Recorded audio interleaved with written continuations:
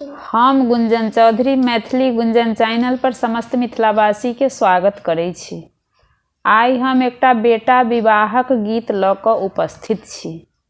आशा करै छी जे गीत अहाँ सबके जरूर पसंद आयत। लाले ओ गैया के लाले रे बछरुआ, चराए जमुना जी के तीर हे। लाले ओ गैया के लाले रे बछरुआ, चराए जमुना जी के तीर हे। घूमैते फिरैते आयला दुल्हा, रामचंद्र दुल्हा।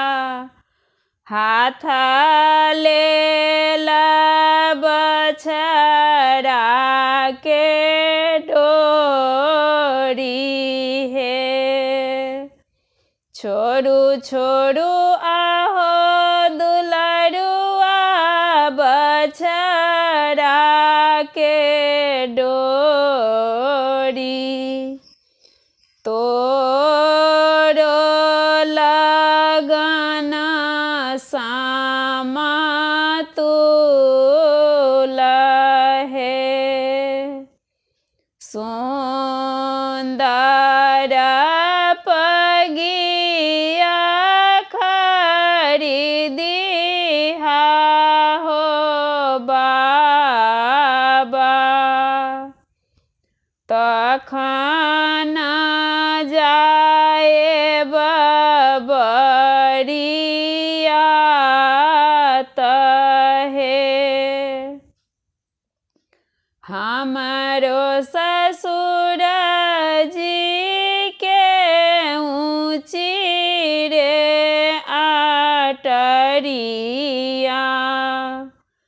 टूटी जैता मौरी के फूल हे।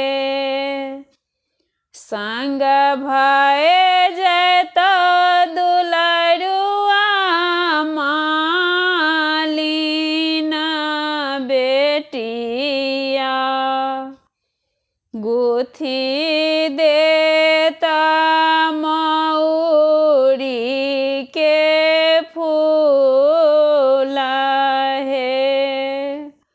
संग भए जैता दुलरुआ, मालिन बेटिया। गुथी देता मौरी के फूल हे। लाले ओ गैया के लाले रे बछरुआ, चराए जमुना जी के तीर हे।